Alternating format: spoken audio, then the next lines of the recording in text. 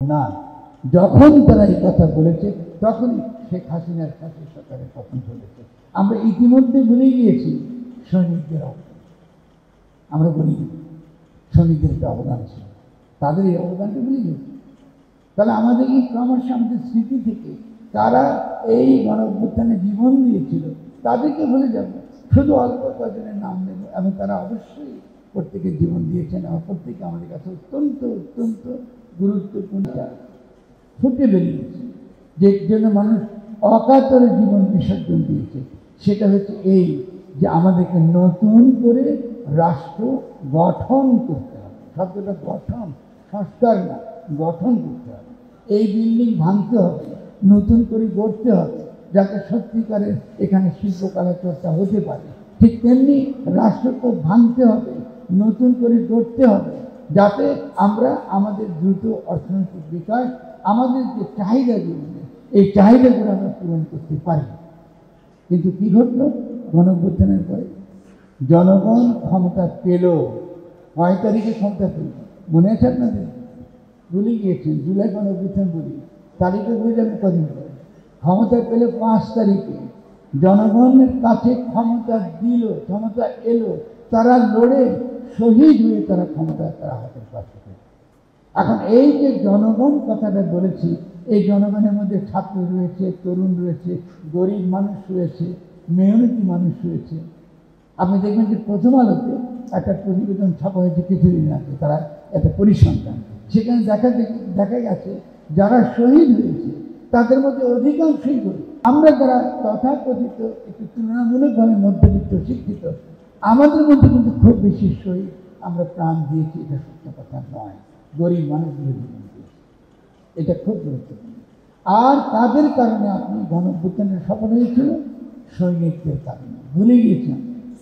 সৈনিকদের কারণে যারা বলেছে আমরা আমাদের জনগণের উপর আর গুলি বর্ষণ করব না, যখন তারা এই কথা বলেছে তখনই শেখ হাসিনার সাথে সরকারের পতন ঘটেছে। আমরা ইতিমধ্যে ভুলে গিয়েছি সৈনিকদের অবদান। আমরা বলি সৈনিকদের একটা অবদান ছিল, তাদের এই অবদানটা ভুলে গিয়েছি। তাহলে আমাদের এই ক্রমশ আমাদের স্মৃতি থেকে তারা এই গণঅভ্যুত্থানে জীবন দিয়েছিল তাদেরকে ভুলে যাব, শুধু অল্প কজনের নাম নেব এবং তারা অবশ্যই প্রত্যেকের জীবন দিয়েছেন এবং প্রত্যেকে আমাদের কাছে অত্যন্ত অত্যন্ত গুরুত্বপূর্ণ, অত্যন্ত স্মরণীয়, আমাদের অবশ্যই মনে রাখতে হবে। তাহলে আমরা যে ভুলে যাচ্ছি, আরও কী কী ভুলে যাচ্ছি খেয়াল করুন। আমরা খালি বারবার সরকারের কথা বলছি, রাষ্ট্রের কথা কারা বলতেছি।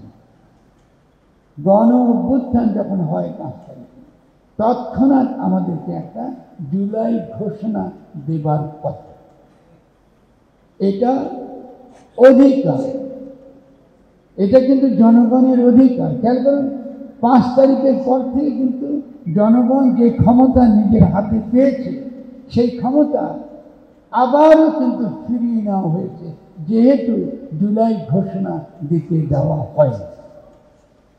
এবং এরপরে জুলাই ঘোষণা কী হয়ে গেল? জুলাই ঘোষণা হঠাৎ হয়ে গেল জুলাই সনদ। আমাদের জুলাই সনদ তো চাইনি, আমাদের তো একটা অভিপ্রায় আছে, আমাদের জীবন দিয়েছি অভিপ্রায়ের জন্য। তাহলে আমাদের ঘোষণা কই? আমাদের ঘোষণা, আমাদের চাওয়া পাওয়া। দেখা গেল ক্রমাগত 8 তারিখের পরে আমাদেরকে সেই আমাদের ইচ্ছা, আমাদের অভিপ্রায়ের বিপরীত ক্যাম্পেইন চলছে। দাবি করা হচ্ছে বাংলাদেশের জনগণের একমাত্র প্রতিনিধি হলো যারা লুটেরা এবং যারা মাফিয়া, যারা ভোটের নামে আমাকে আবারও 5 বছর কি 10 বছর কি 15 বছর আবারও লুট করা শুনবে। জনগণ কিন্তু ক্ষমতায় যেতে পারল না। ফলে ঘটনা কি ঘটল? 8 তারিখে যখন শেখ হাসিনার এই সংবিধান, যে ফ্যাসিস্ট সংবিধান, এটাকে পরে হাত রেখে যখন আপনি শপথ নিলেন যে আপনি শেখ হাসিনার রাষ্ট্রই কায়েম রাখবেন, আপনি তো শেখ হাসিনার রাষ্ট্রই কায়েম। এরপর আমি কী করতাম? রাজনৈতিক দলের সঙ্গে ঐক্যমত্য কারা করতেছে? তারা কেউ করতে জুলাই গণঅভ্যুত্থানের মধ্যে অংশগ্রহণ করেন। এরা বিদেশ থেকে আসে, অনেক রকম বিদেশি পাসপোর্ট আসে, জুলাই গণঅভ্যুত্থানের মধ্যে তারা করে। ইতিমধ্যে আমরা দেখলাম বিভিন্ন রকম গবেষণা তারা বিদেশে আমাদেরকে বললে যে বাংলাদেশে যদিও জনগণ একটা গণঅভ্যুত্থান করেছে, আসলে শেষ পর্যন্ত যেটা ঘটেছে এটাকে বলে রেজিম চেঞ্জ। এই রেজিম চেঞ্জ কে করেছে? মার্কিন রাষ্ট্র।